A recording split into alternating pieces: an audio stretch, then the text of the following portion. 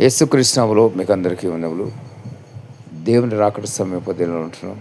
అంత్య దినాల్లో ఉంటున్నాం. కాబట్టి ప్రతి ఒక్కరు కూడా మరి మారుమనసు పొందాలి. మారుమనసు అంటే యేసు రక్తంలో పాపాలు కడుక్కొని పరిశుద్ధంగా పవిత్రంగా జీవించటం. పరిశుద్ధంగా పవిత్రంగా ఏ విధంగా జీవించగలుగుతారంటే చేసిన ప్రతి పొరపాటు పాపాన్ని దేవుని దగ్గర ఒప్పుకొని విడిచిపెట్టాలి. పశ్చాత్తాపం కలిగి నేను చేసిన తప్పు అని హృదయంలో పశ్చాత్తాపం అంటే ఎవరైతే నేను చేసిన తప్పును హృదయంలో గ్రహించుకుంటారో అదే పశ్చాత్తాపం. నేను చేసిన తప్పు అయ్యో నేను ఎందుకు ఇలా చేశాను, నేను చేసిన తప్పు ఇలా చేయకుండా ఉంటే బాగుండేమో అని హృదయంలో మీకు కలుగుతుంది. అది పశ్చాత్తాపం. చేసిన తప్పు నిమిత్తం పశ్చాత్తాపడాలి. అప్పుడు దేవుడు క్షమిస్తాడు, పరిశుద్ధపరుస్తాడు. ఎంత ఘోర పాపనైనా క్షమిస్తాడు పశ్చాత్తాపడితే కనుక. కాబట్టి గమనించండి, ఆ విధంగా మీ పాపాల నిమిత్తం దేవుని దగ్గర పశ్చాత్తపడి దేవుని దగ్గర ఒప్పుని విడిచిపెట్టాడు. దేవుడు క్షమించి పరిశుద్ధపరుస్తాడు.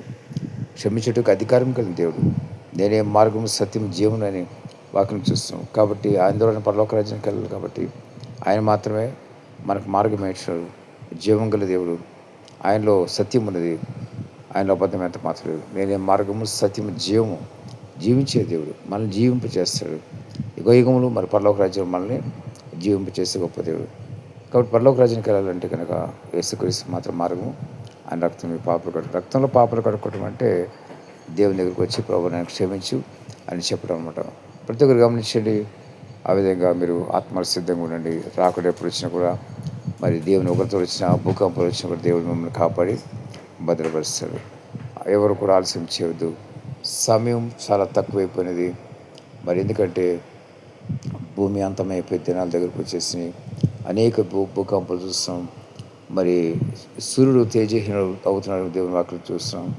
అదేవిధంగా మరి సైంటిస్టులు కూడా చెప్పేది ఏంటంటే మరి సూర్యుని యొక్క మరి అది వేడి లేదా ఆ తేజస్సు ఆ వెలుగు తగ్గిపోతుందని ఈ మధ్య సైంటిస్టులు చెప్పడం కూడా చూస్తున్నాం. రాను ఏదో ఒక రోజున పూర్తిగా సూర్యుడు అంతరించిపోవచ్చు. సూర్యుడు అని కూడా కనపడకపోవచ్చు.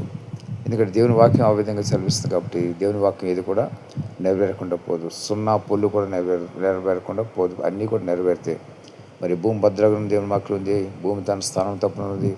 ఇవన్నీ కూడా జరిగిపోయినప్పుడు మరి గాఢంధకరం అయిపోతుంది. ఆ రోజులు ఎంతో దూరం లేదు, చాలా దగ్గరగా ఉంది. గాఢంధకరం అయిపోయే రోజులు. కాబట్టి దేవుని ఒకరి దినమంటారు దాన్ని గాఢంధకరం అయిపోయే దినాన. ప్రతి ఒక్కరికి ఆత్మలు సిద్ధంగా ఉండి పరిశుద్ధంగా పవిత్రంగా ఉండండి. దేవుడు క్షమిస్తాడు, పరిశుద్ధపరుస్తాడు. దేవుడి మాటలు దీవించి ఆశీర్వదించును గాక. ఆమేన్.